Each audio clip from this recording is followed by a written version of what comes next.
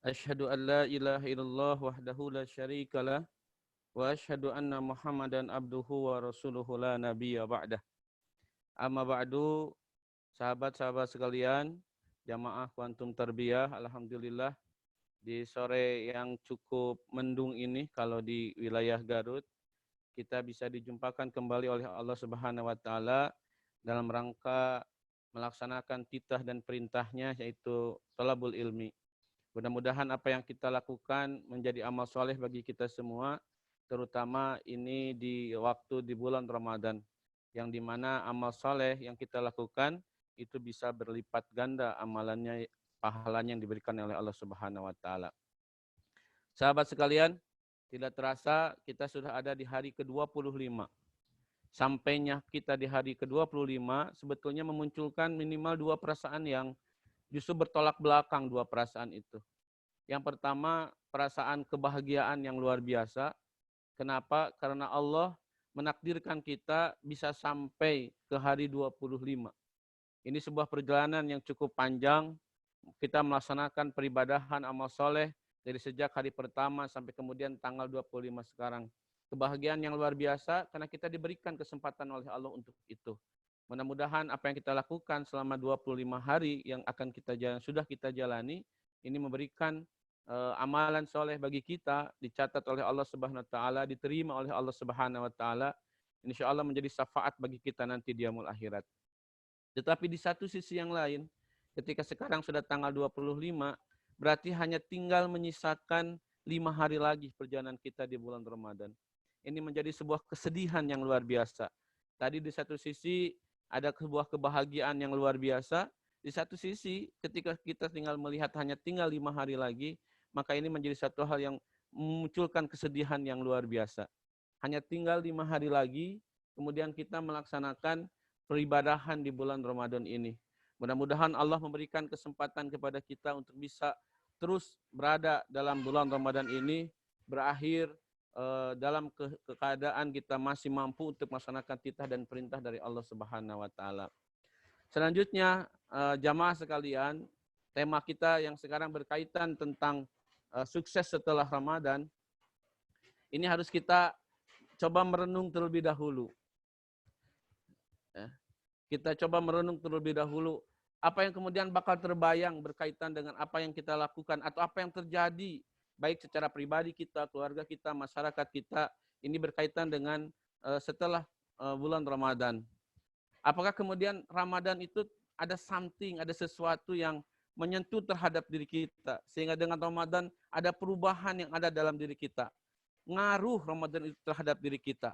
Atau sebaliknya, Ramadan itu terlewat begitu saja, nyaris tak berkesan. Hari-hari yang terlewati di bulan Ramadan yang nggak ada bedanya dengan hari-hari selain bulan Ramadan. Aktivitas yang kita lakukan di bulan Ramadan nggak ada bedanya dengan aktivitas di selain bulan Ramadan. Bahkan bisa jadi karena kondisi sekarang kita sedang stay at home misal, terus dalam keadaan kita tertidur pulas, bangun malam tibra, siang kerek, pagi lormo lagi begitu. Nah itu kemudian harus kita pikirkan, kita coba renungkan, apakah Ramadan 25 hari yang sudah kita lewati, ada something nggak terhadap diri kita? Ada yang berubah nggak? Ada tersentuh nggak diri ini, hati ini, kebiasaan ini berubah dengan adanya bulan Ramadan? Atau justru ini yang dikhawatirkan, ini ada kenyataan-kenyataan yang mungkin seperti tahun kemarin, mudah-mudahan tahun sekarang tidak. Ini kenyataan yang bisa terjadi pasca Ramadan. Apa yang terjadi? Malas mengerjakan salat 5 waktu, lebih-lebih subuh, ya. Kalau sekarang ratib subuh bisa mengerjakan dengan begitu mungkin maksimal karena setelah sahur bisa melaksanakan langsung. Tapi kalau nanti setelah mungkin tidak kita melaksanakan sahur, ya, subuhnya kembali terlambat atau bahkan menjadi subrang, subuh tiberang, nukuduna jam 4:30, iya sholat jam 7, jam 6, ya. Sholat 5 waktu yang lainnya pun juga kemudian menjadi muncul kemalasan. Selanjutnya yang mungkin kenyataan yang ada adalah seperti secara umum, biasanya masjid, walaupun betul sekarang ada wabah, tapi sebagian besar masjid-masjid terutama di daerah masih seperti biasa, rame, dihiasi dengan tarawih, zikir dan segala macam. Nanti setelah Ramadan bisa jadi ada kenyataan masjid mulai sepi, bahkan tidak sedikit yang tidak ada kumandang azan. Bisa jadi yang azannya Bapak Eta, yang imamnya Bapak Eta, anu makmum lagi Bapak Eta. Ya, tiluanana sorangan, nya adana, nya komatna, nya imamna, nya makmumna. Itu yang bisa terjadi, ya. Bahkan bisa jadi ada masjid yang karena saking jarang digunakannya menjadi tempat kotoran lain dan segala macam. Kemudian yang ketiga, yang mungkin kenyataan yang harus kita kemudian direnungi, salat malam sudah enggan. Ya. Kalau kemudian di bulan Ramadan tarawih begitu semangat ke masjid begitu, kalau terlewat ke masjid di rumah dilaksanakan, ada juga yang ingin memaksimalkan qiyamul Ramadannya di rumah agar bisa lama segala macam. Begitu semangatnya di bulan Ramadan. Tapi nanti setelah bulan Ramadan ada keengganan, ya. Ada kemalasan yang muncul. Keempat, yang mungkin terjadi ketika Ramadan sudah lewat itu adalah puasa sunnah yang tidak mau dikerjakan. Ya, melanjutkan Ramadan dengan puasa wajib di bulan Ramadan, itu kemudian tidak dilanjutkan dengan puasa-puasa sunnah. Selanjutnya Al-Quran ditinggalkan, tidak dibaca lagi, tidak dihafalkan lagi, tidak direnungkan lagi, tidak digali lagi maknanya. Kalau sekarang selama Ramadan ada yang sudah hatam 1 juz, 2 juz, 3 juz, mungkin 5 juz sampai sekarang tanggal 25 ini. Bisa jadi justru nanti setelah bulan Ramadan Al-Quran kembali ditinggalkan. Selanjutnya kalau di bulan Ramadan sedikit ada pandangan yang kurang pas terlihat, kita langsung memalingkan mata kita. Omongan yang dirasa kurang pas langsung kita beristighfar. Tapi bisa jadi nanti pasca Ramadan, lisan kita, mata kita, pendengaran kita kembali sulit untuk dijaga dari perbuatan maksiat. Termasuk yang ketujuhnya, ini maksiat kembali berulang setelah setelah Ramadan ini berlalu. Ini mungkin beberapa kenyataan, beberapa hal yang kita bisa mengkaji di tahun-tahun sebelumnya. Ini beberapa hal yang bisa jadi ini terjadi dalam kehidupan kita setelah Ramadan. Padahal hadirin sekalian, surat Al-Hijr ayat 99 itu mengatakan wa'budu rabbaka hatta ya'tiyakal yakin. Beribadahlah kita kepada Allah sampai datang kepadamu yang diyakini. Sampai datang suatu hal yang yakin. Apa maksudnya? Kematian. Bahwa beribadah kepada Allah itu harus long life, harus sepanjang hayat. Tidak bisa hanya di bulan Ramadan saja. Kita diperintahkan oleh Allah Subhanahu wa taala untuk menjadi generasi pribadi Rabbani. Bukan untuk menjadi generasi Ramadhani. Yang hanya di bulan Ramadan, soleh teh. Tapi kemudian setelah Ramadan, kita kembali ke dalam hal-hal yang tidak diinginkan oleh Allah Subhanahu wa taala.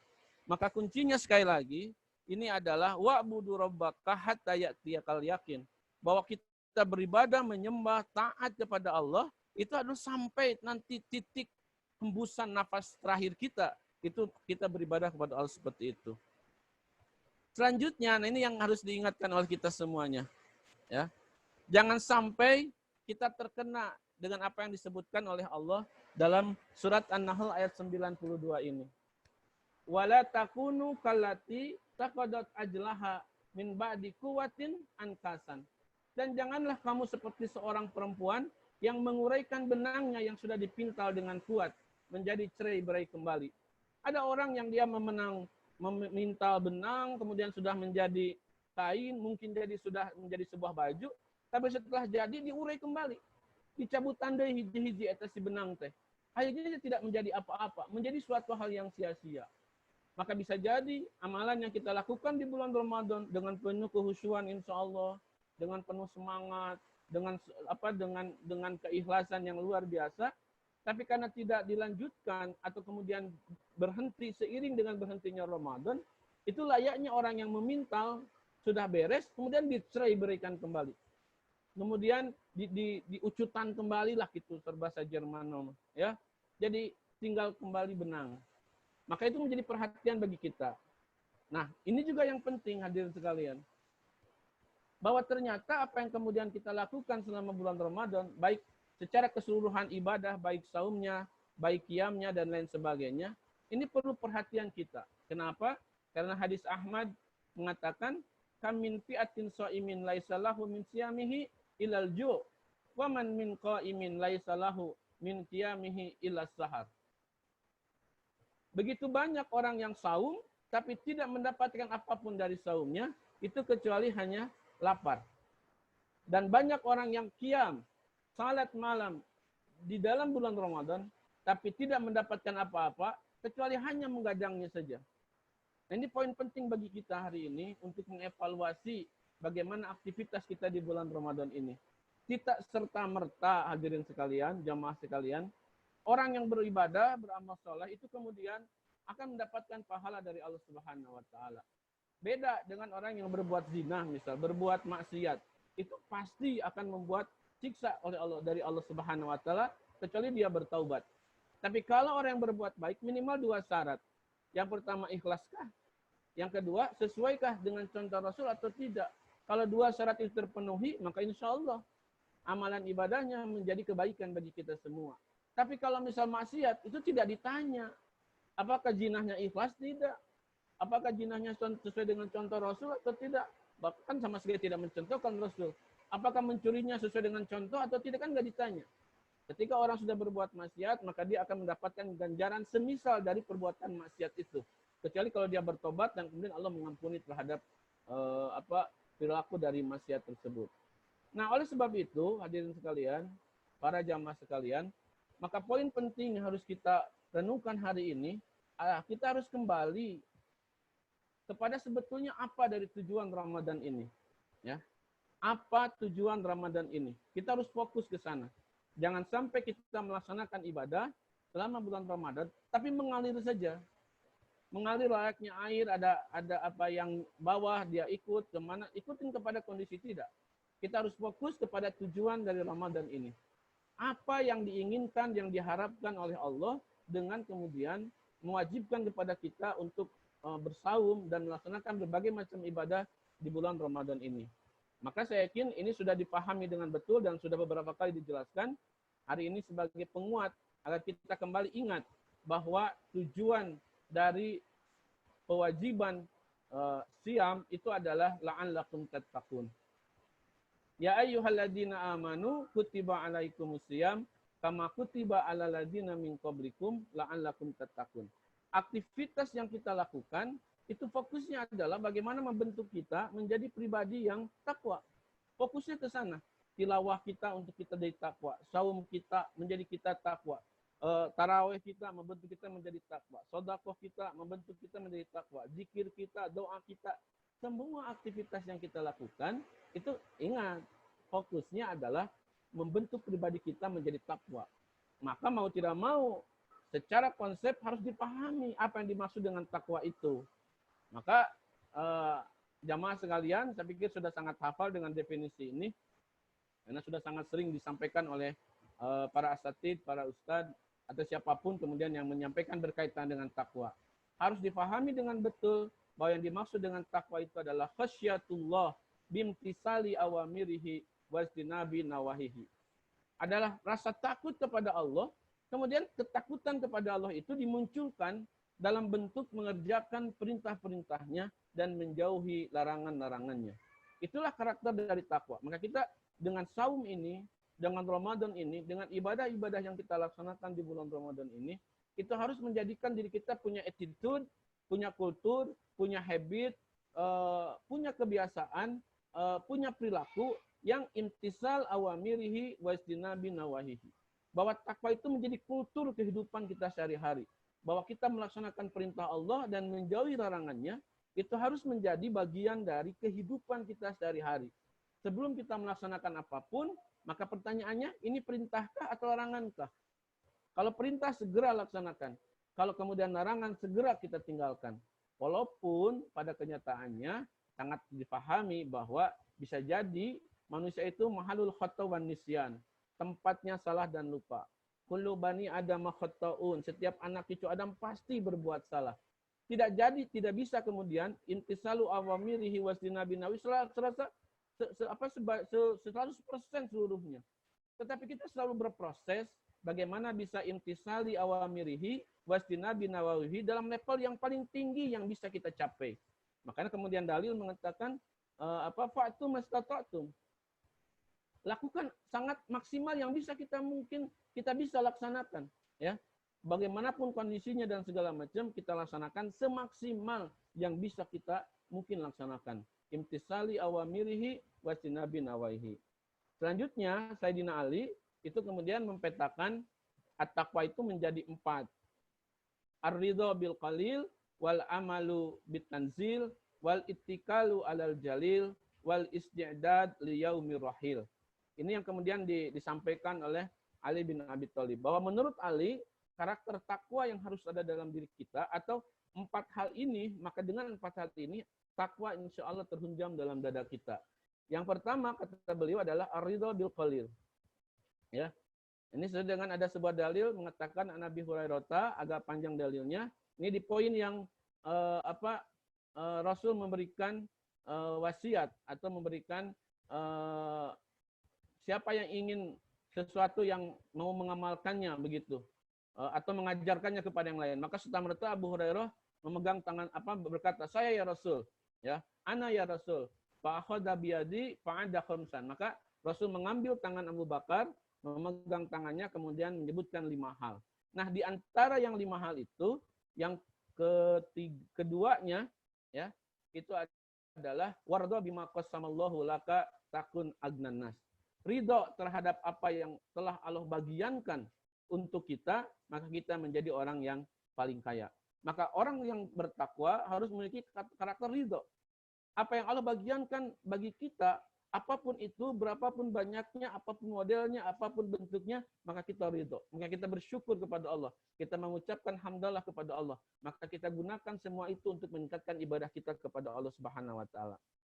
Selanjutnya yang kedua, kata Sayyidina Ali, karakter takwa itu adalah harus wal amalu bitanzil.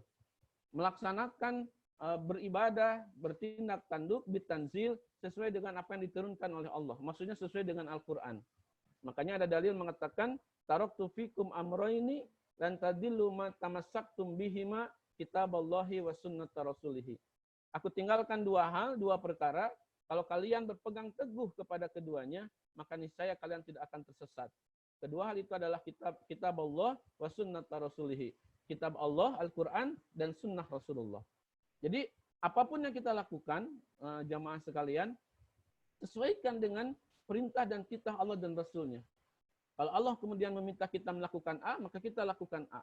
Kalau Nabi meminta kita melakukan B, maka kita sesuaikan dengan apa yang Nabi perintahkan. Kalau takbir diperintahkan dengan cara menyimpan kedua tangan di dada, maka simpanlah kedua tangan kita di dada. Maka setiap apa yang kita lakukan, kita harus disesuaikan dengan titah dan perintah dari Allah dan Rasulnya. Maka kemudian ketika kita melaksanakan ini, insya Allah karakter takwa itu muncul ada di diri kita. Yang selanjutnya, karakter takwa menurut Sayyidina Ali itu adalah al-ittikalu alal jalil. Al-ittikalu alal jalil ini artinya adalah bertawakal kepada Allah Subhanahu wa taala. Ini beberapa dalil surat Al-Furqan dan surat At-Talaq.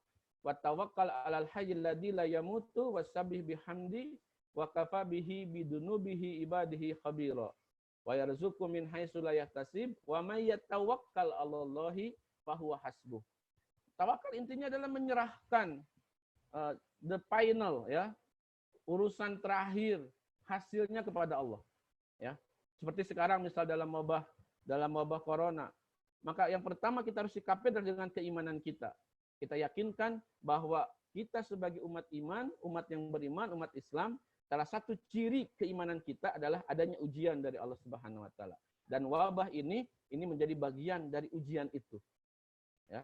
Dan jelas bahwa ciri orang yang beriman itu adalah diuji. Wahum la yuftanun. Ya. Tidak, apakah kalian menyangka kalian mengatakan diri beriman, wahum la yuftanun. Jangan kalian tidak diuji. Maka logikanya semakin tinggi ujian seseorang, maka sejatinya itu adalah berarti semakin tinggi keimanan seseorang. Semakin tidak ada keimanan seseorang, maka semakin tidak ada ujian. Jadi jamaah sekalian, sebetulnya kalau dalam bahasa makna yang lain, walaupun juga tidak perlu sebetulnya. Ketika muncul ujian itu berarti kita sedang ditilai ujiannya oleh apa, keimanan kita oleh Allah. Bahwa iman kita itu dinilai ada oleh Allah, sehingga diberilah ujian. Ketika tidak ada ujian, maka bisa jadi kita tidak dianggap iman oleh Allah Subhanahu wa taala. Tapi juga tidak perlu bersyukur. Terima kasih alhamdulillah begitu dengan menerima ujian, tidak juga. Tetapi secara keimanan ketika ujian datang kepada kita, maka kita meyakini bahwa itu bagian dari proses keimanan kita, diyakini, dianggap oleh Allah Subhanahu wa taala. Setelah keimanan kita berkata itu, maka kita berikhtiar. Apa ikhtiar kita? Ikhtiar dengan aktivitas kita, mencari obat, tadi social distancing dan segala macam, berdoa kepada, itu bagian dari ikhtiar. Terakhir, maka kita serahkan kepada Allah hasilnya. Kita bertawakal kepada Allah. Ya Allah, aku yakin ini ujian menjadi bagian dari menguji keimanan kami. Kami sudah berusaha agar terhindar dari musibah ini, terhindar dari wabah ini. Tapi jikalau kita sudah menghindar, kita sudah berusaha, kita sudah meminum multivitamin dan lain sebagainya, tapi kita kemudian masih terkena wabah, maka itu adalah menjadi ketentuan dari Allah Subhanahu wa taala. Maka kita urusan terakhirnya, urusan hasilnya, kita bertawakal kepada Allah Subhanahu wa taala. Nah, terakhir menurut Sayyidina Ali itu adalah wal isti'dad liyaumir rahil. Bahwa kemudian yang dimaksud atau yang menjadi karakter dari orang yang bertakwa adalah orang-orang yang mempersiapkan bekal untuk perjalanan di yaumul akhirat nanti. Wa tazawwadu fa inna khairaz zadi taqwa. Berbekalah kalian karena sebaik-baiknya bekal itu adalah takwa. Wattaquni ya ulil albab, dan bertakwalah kepadaku pakai orang-orang yang berakal. Nah, bekal yang kita gunakan, yang kita kumpulkan, otomatis kan akan sangat harus sesuai dengan berapa lama perjalanan yang akan kita lakukan. Bayangkan, jamaah sekalian punya anak mau camping, ada kegiatan sekolah camping 2 hari atau 3 hari. Maka kita membantu anak kita, bahkan anak kita menyiapkan berbagai macam hal untuk keperluan 2-3 hari itu. Berapa makan, berapa kali, apa yang harus dibawanya, baju akan berapa kali ganti, berapa baju yang dibawa, obat-obatan dibawa berapa banyak, uang dikasih berapa, dan segala macam. Itu hanya untuk persiapan camping cuma 3 hari. Maka bayangkan oleh hadirin sekalian, jemaah sekalian, itu berapa banyak yang harus kita kumpulkan untuk mempersiapkan, untuk bekal nanti perjalanan kita di yaumul akhirat. Yang tidak ada batas waktunya. Khalidina fiha abadan. Perjalanannya tidak ada batasnya, tidak ada 2, 3, 4, 5 tahun, nggak ada. Khalidina fiha abadan, selamanya. Terus, never ending, tidak ada akhirnya. Maka, watazawwadu, berbekallah. Dan bekal yang terbaik itu adalah takwa. Itu yang kemudian disampaikan berkaitan dengan takwa. Jadi hadirin sekalian, jamaah sekalian, seperti tadi di awal disinggung, harus diingat dengan betul bahwa Ramadan yang kita lakukan, ujungnya, targetnya, harus membentuk pribadi kita menjadi pribadi yang bertakwa. Pertanyaannya adalah, nah ini, apakah sukses Ramadan ketika kita masuk dalam takwa? Iya. Tetapi kemudian sukses pasca Ramadan harus dikuatkan dengan satu hal. Apa satu hal itu? Itu adalah istiqomah. Maka kunci dari suksesnya kita setelah melaksanakan Ramadan itu adalah istiqomah. Tapi istiqomah Bang bener ini mah Kang Dodoy. Bukan istiqomah yang arti bagi Kang Dodoy. Ikatan suami takut istri kalau di rumah katanya. Bukan ini. Ini mah istiqomah yang asli. Bukan istiqomah yang KW-KW. Jadi takwa yang sudah kita capai dengan melaksanakan berbagai macam aktivitas ibadah di bulan Ramadan, kita kuatkan, kita simpulkan, kita lingkari, kita wadahi dengan satu hal yang kemudian disebut dengan istiqomah. Ya, istiqomah angger ajeg pageh dina kaayaan takwa. Kuncinya itu. Jadi jangan sampai kemudian takwanya selesai di bulan Ramadan saja. Tadi itu, kita hanya menjadi generasi Ramadhani. Pas Ramadan we soleh teh, ngaji teh pas Ramadan we, tarawih teh pas Ramadan we. saum teh pas Ramadan we, infak teh pas Ramadan we. Jadi takwanya itu berhenti seiring dengan berhentinya Ramadan. Maka kunci sukses setelah kita Ramadan ini itu adalah kemudian jika ada karakter, akhlak, sifat istiqomah ada dalam diri kita. Walaupun sebetulnya nya ari ngobrolkeun mah gampang nyebut istiqomah teh, ngajelaskeun gampang misalnya. Tapi pada tataran kenyataannya kalau di bulan Ramadan hari ini kita bisa hatam satu hari misal 5 juz. Nanti untuk di bulan-bulan sebelum setelah Ramadan dipastikan itu susahnya, Masya Allah. Maka butuh kekuatan dalam diri kita, yaitu kekuatan kita beristiqomah. Walaupun ini kadang kita berkaitan dengan istiqomah agak susah. Hese dek istiqomah teh. Ini ada beberapa kendala. Yang pertama bisa jadi karena kita kenapa susah beristiqomah, itu karena kelelahan fisik, capek. Padahal capek dan kelemahan fisik itu sudah menjadi tabiatnya manusia. Dan diciptakan manusia dalam keadaan yang lemah. Lieur saeutik, geus nah moal ka masjid, ieu rada lieur. Ya, ingkud saeutik kakina gara-gara asam urat, geus nah moal ka masjid. Walaupun kemudian bahwa intinya betul fisik kita lemah, betul kita memunculkan kelemahan dalam fisik kita, tetapi jangan sampai kemudian kelemahan fisik itu melahirkan ketidakistiqomahan. Yang kedua ini yang Masya Allah ini harus segera dihilangkan kalau sudah mulai muncul perasaan ini. Kenapa tidak istiqomah? Karena merasa cukup pahalanya. Cukup atuh cenah kamari ge salila Ramadan. Bayangkeun 10 hari terakhir tiap malam kita tilawah segala macam pasti dapat Lailatul Qadar. Lailatul Qadar menurut beberapa keterangan walaupun nanti ada perbedaan pendapat itu sama pahalanya dengan 80 bulan, 80 tahun. Ya, khairum min alfi syahrin, 1000 bulan yang kalau dihitung-hitung hampir sekitar 80 tahun. Lah cukup cenah geus. Ngaji di Ramadan berapa kali khatam macam. Nah, ketika sudah merasa cukup, maka kita akan menghentikan keistiqomahan kita. Ketika diri sudah merasa selesai melaksanakan kebaikan, dirasa cukup, makanya jangan pernah merasa diri menjadi orang baik. Jangan pernah merasa diri menjadi orang bertakwa. Jangan pernah merasa diri menjadi orang yang soleh. Tapi kita cukup merasa menjadi pribadi yang selalu ingin mencapai ketakwaan, selalu ingin mencapai kesolehan, selalu ingin mencapai kebaikan. Karena kalau kita sudah merasa cukup, kita sudah merasa diri menjadi orang takwa, maka kita akan selesai. Kalau kita sudah merasa diri menjadi orang yang baik, maka kita sudah selesai. Akan menganggap diri kita selesai. Maka prosesnya adalah kita adalah orang yang selalu berusaha untuk menjadi orang yang bertakwa.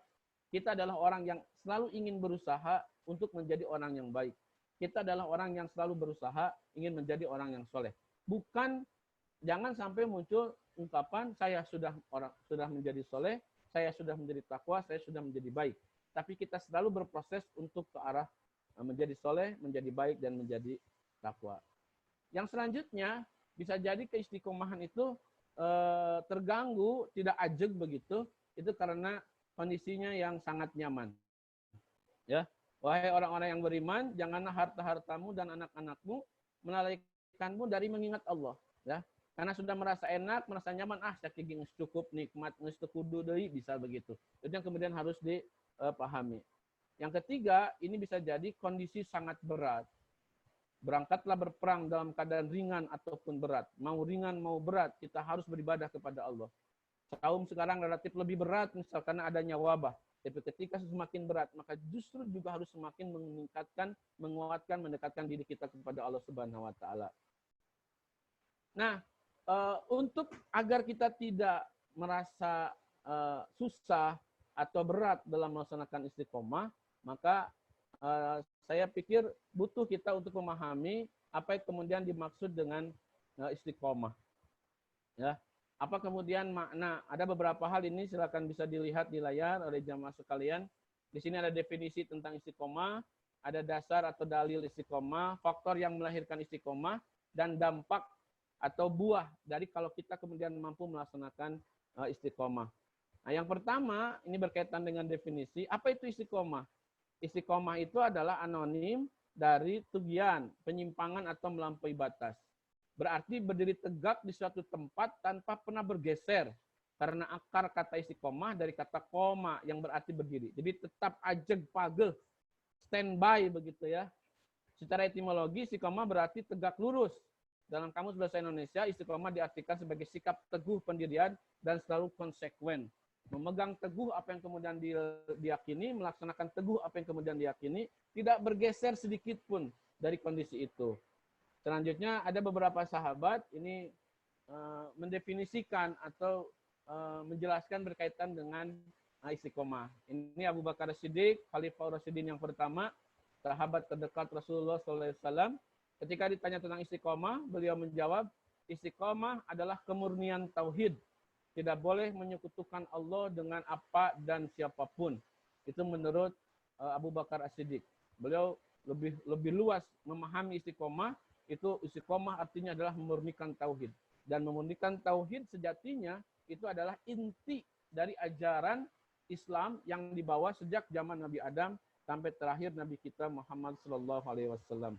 Kemudian Umar bin Khattab berkata, istiqomah adalah komitmen terhadap perintah dan larangan dan tidak boleh menipu sebagaimana tipuan musang. Ya, komitmen. Kalau kemudian Umar menjelaskannya dengan bahasa komitmen terhadap perintah otomatis dilaksanakan dan kemudian larangan dijauhi dan tidak menipu, berkepala dua, ya. Musang berkepala berbulu domba, benget yang harap ati mungkir. Apa istilah Jermannya itu? Ngerepan dinasaku, ya. Kalau ketemu di hadapan senyum-senyum, iya, mangga, muhun, aidina sakuna merupakan. Nah, tidak seperti itu. Kemudian Utsman bin Affan mengatakan istiqomah adalah mengikhlaskan amal kepada Allah Subhanahu wa taala. Sedangkan Ali bin Abi Thalib mengatakan istiqomah adalah melaksanakan kewajiban-kewajiban. Nah, selanjutnya ini Al Hasan berkata istiqomah adalah melakukan ketaatan dan menjauhi kemaksiatan. Ini nada-nadanya relatif sama. Kemudian Mujahid berkata istiqomah adalah komitmen terhadap syahadat tauhid sampai bertemu dengan Allah Subhanahu wa taala.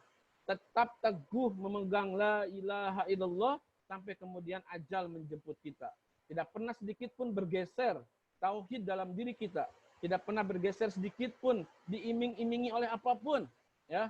Mau harta berapa banyak pun, mau istri secantik apapun, mau jabatan setinggi apapun, itu tidak menggeserkan sedikit pun dari tauhid kita kepada Allah Subhanahu wa taala. Itu menurut Mujahid. Kemudian menurut Ibnu Taimiyah, istiqomah adalah mencintai dan beribadah kepadanya tanpa tengok kanan tengok kiri, siratal mustaqim, ya. Tidak ada mang-mang, apa itu mang-mang tanya Kang Dodai? Ragu-ragu, ya. Siratal mustaqim, lurus kepada tauhid Allah. Itu kemudian menurut Ibnu Taimiyah yang disebut dengan istiqomah. Apa kemudian dalil dari istiqomah ini? Nah, ini tadi juga sudah dibaca sebagian oleh Kang Dodoy dan kita semua di awal.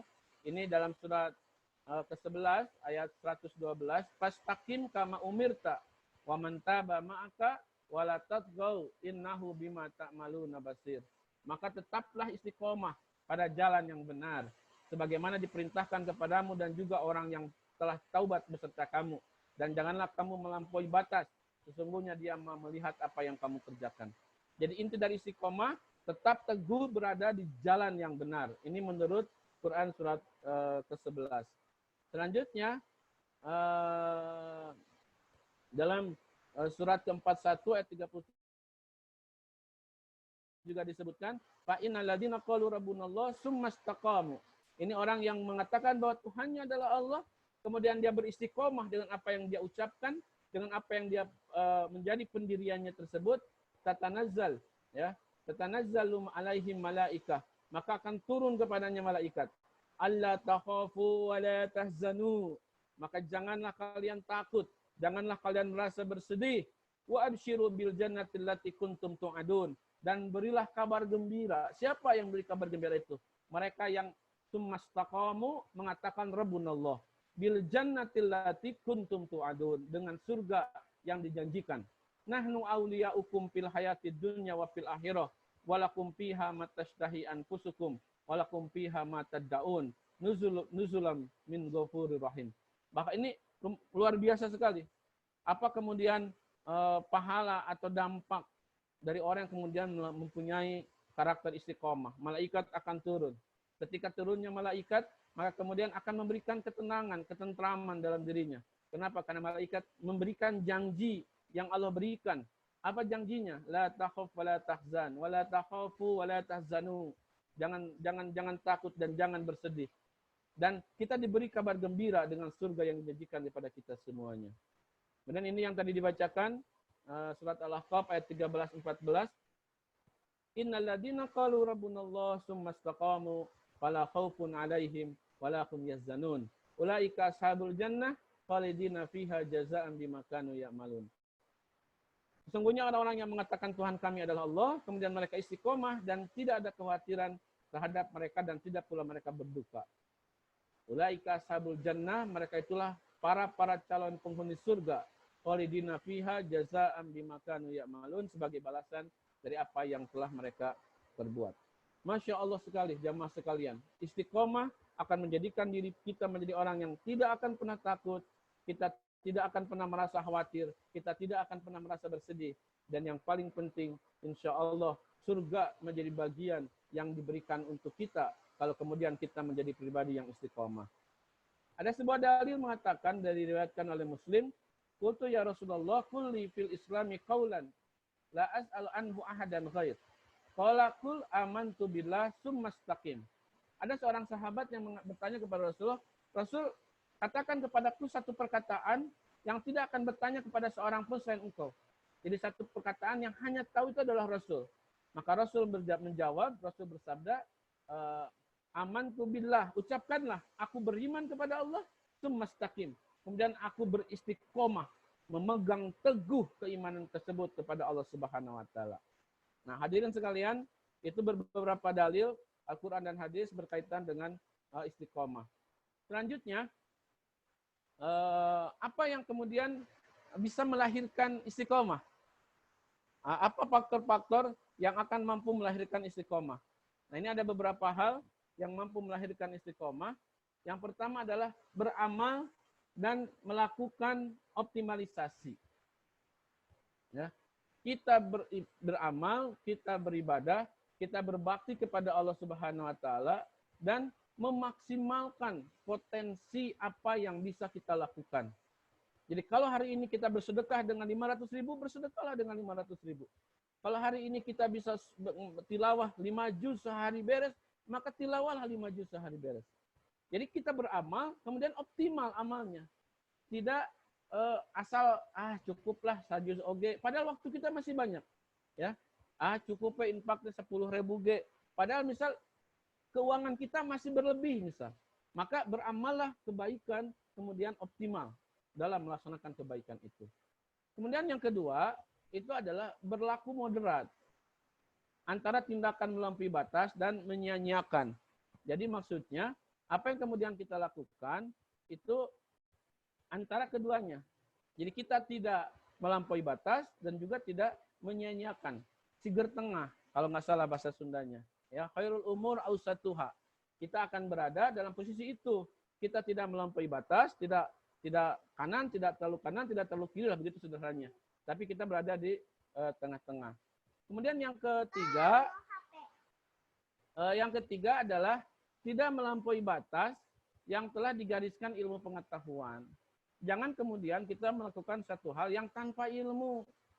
Jangan melakukan satu hal yang kemudian tidak ada dasar ilmunya, tidak ada dasar dalilnya dan segala macam.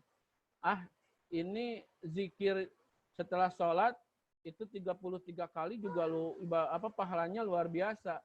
Ini apalagi kalau kita tambahkan menjadi 300 misal. Ditambahkan, nggak bisa.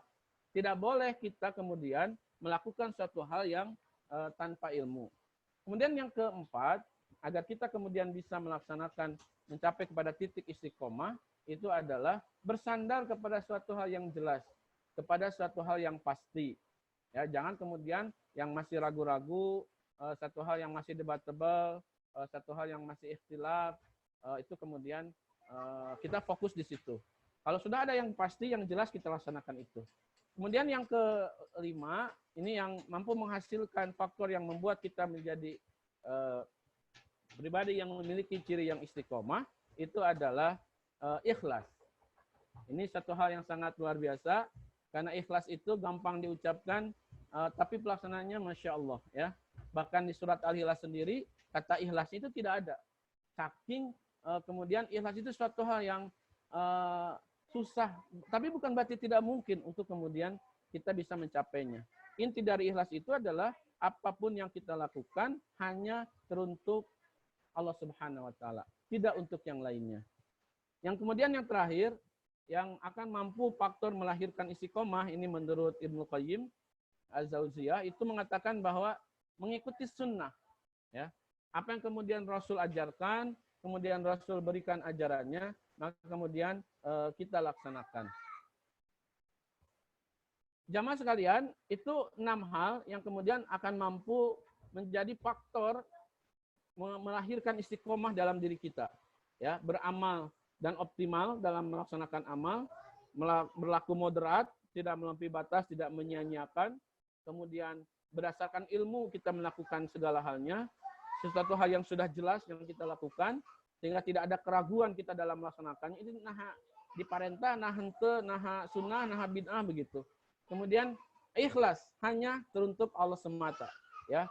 Kemudian yang terakhir mengikuti sunnah sesuai dengan ajaran dari Nabi. Kenapa? Karena man raghiba an sunnati falaisa minni. Kalau menolak sunnahku maka bukan dariku. Man kadzdzaba alayya muta'ammidan falyatabawwa maqdahu minan nar.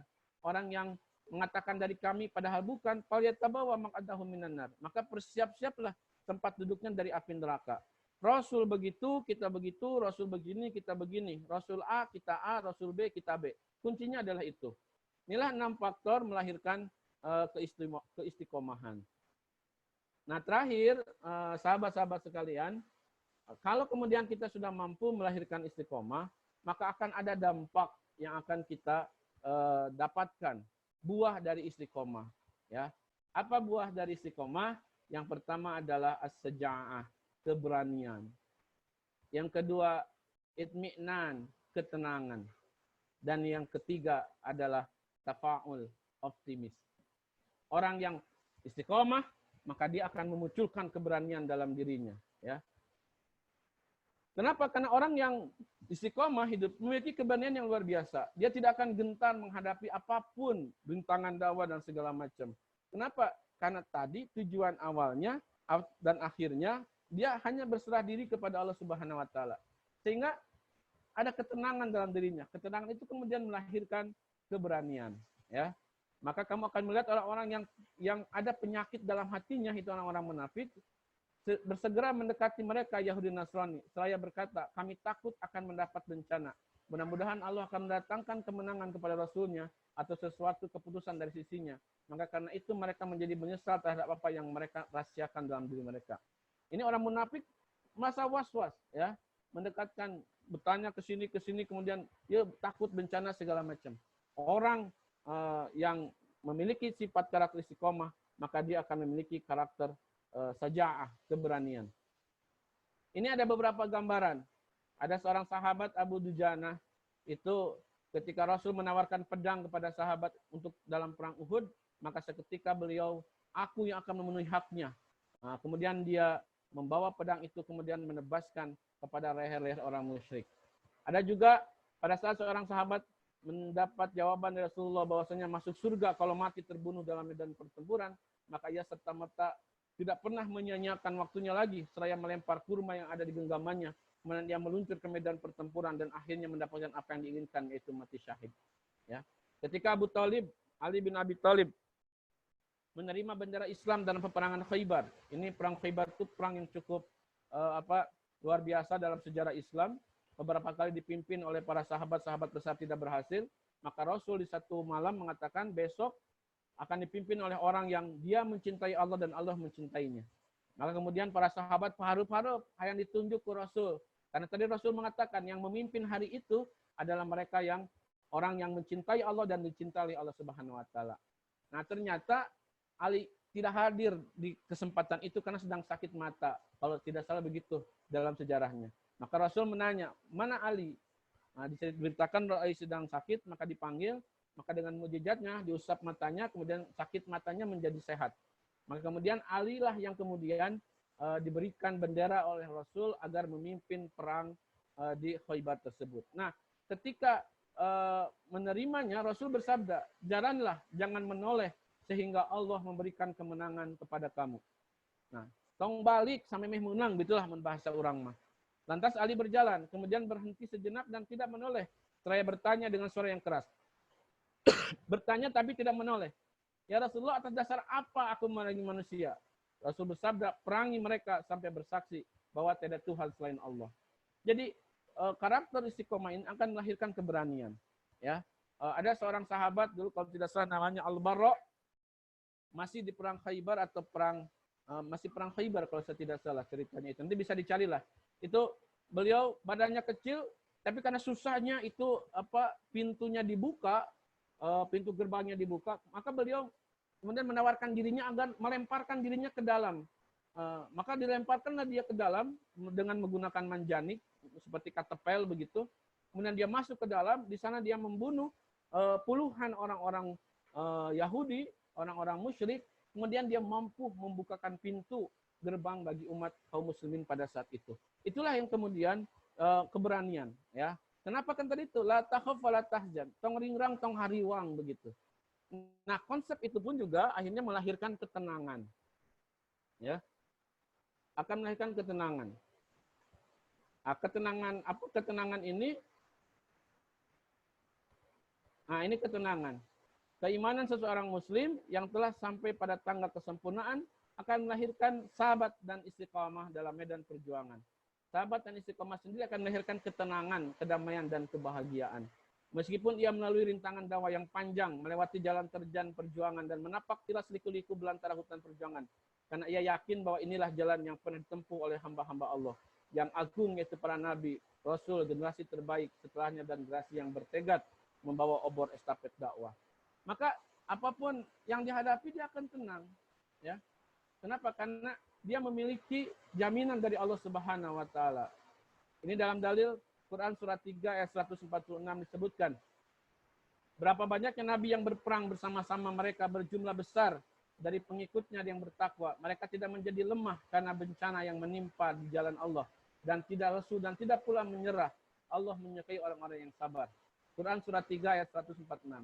Dalam Quran surat 6 ayat 82, orang-orang yang beriman dan tidak mencampur adukan iman mereka dengan kezaliman atau syirik, mereka itulah yang mendapat keamanan dan mereka adalah orang-orang yang mendapat petunjuk. Janjinya adalah mendapat keamanan, ketentraman, ketenangan. Kemudian surat 13 ayat 28, orang-orang yang beriman dan hati mereka menjadi tentram dengan mengingat Allah. Ingatlah, hanya dengan mengingat Allah hati menjadi tentram. Ada ketentraman dengan mengingat Allah Subhanahu wa taala. Selanjutnya, nah ini yang terakhir, karakter dari istiqomah ini akan melahirkan sifat tafaul, optimis. Keistiqomahan yang dimiliki seorang muslim juga melahirkan sikap optimis. Ia jauh dari sikap pesimis dalam menjalani dan mengarungi lautan kehidupan. Apapun yang menimpa dirinya, dia selalu istiqomah.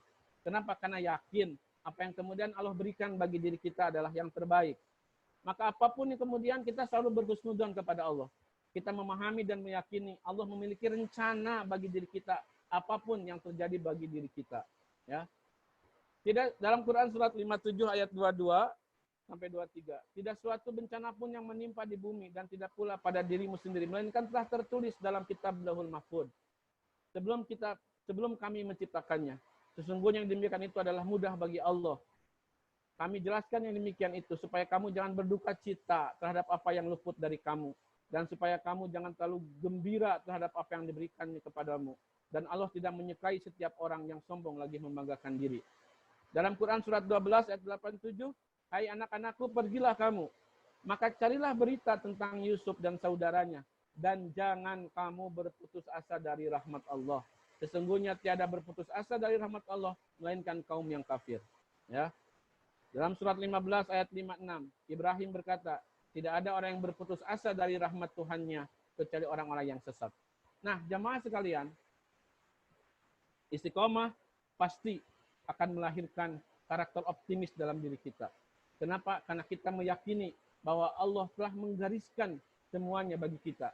Tugas kita hanya tinggal berikhtiar, berdoa, selanjutnya bertawakal kepada Allah Subhanahu wa taala. Hadirin sekalian, jamaah sekalian, itulah kemudian yang kemudian dimaknai atau dipahamkan sebagai kemudian bagaimana cara kita bisa sukses setelah bulan Ramadan. Intinya, Ramadan menghasilkan ketakwaan kita kepada Allah, maka kesuksesan Ramadan itu akan kemudian menjadi sukses setelah kita melaksanakan Ramadan kalau kita beristiqomah di jalannya. Kita beristiqomah di jalan takwa tersebut. Sebentar ya. Di jalan takwa tersebut. Nah, terakhir, jamaah sekalian, berkaitan dengan aktivitas ibadah di bulan Ramadan ini, minimal yang ingin ditekankan, sekali lagi, minimal yang ingin ditekankan, yang harus kita istiqomahkan seterusnya dalam nanti 11 bulan setelah bulan Ramadan, itu adalah yang pertama adalah saum itu sendiri. Ya, maka saum yang kita laksanakan 30 hari sekarang, setelah bulan Ramadan, hayu kita lanjutkan dengan ibadah-ibadah saum sunat yang lainnya.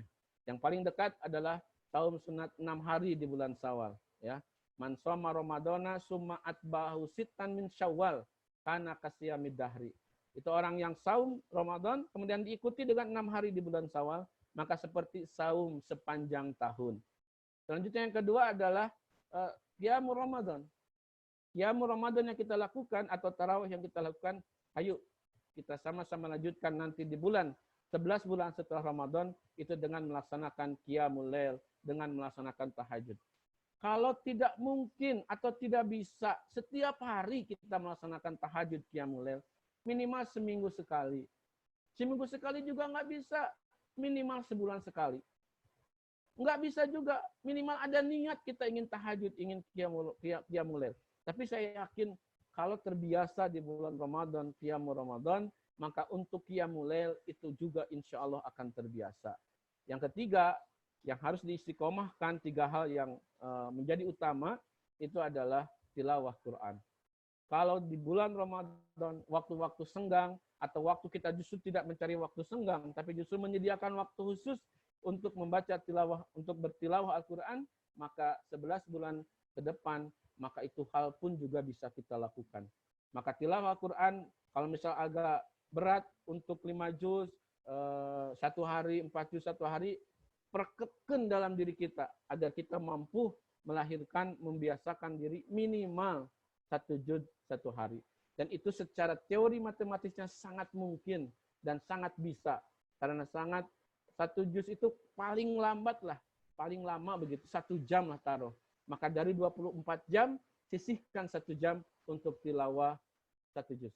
Dengan demikian, kalau kita bisa mampu 1 juz 1 hari, maka insya Allah setiap 1 bulan kita bisa khatam Al-Quran. Jamaah sekalian, itu saja mungkin yang bisa disampaikan. Teriring doa, mudah-mudahan kita bisa diberikan kesempatan oleh Allah untuk bisa sampai ke akhir bulan Ramadan, plus kita bisa memaksimalkan potensi ibadah di bulan Ramadan ini. Aqul qouli hadza wa astaghfirullaha li wa lakum. Assalamualaikum warahmatullahi wabarakatuh. Waalaikumsalam warahmatullahi wabarakatuh. Baik, jazakallah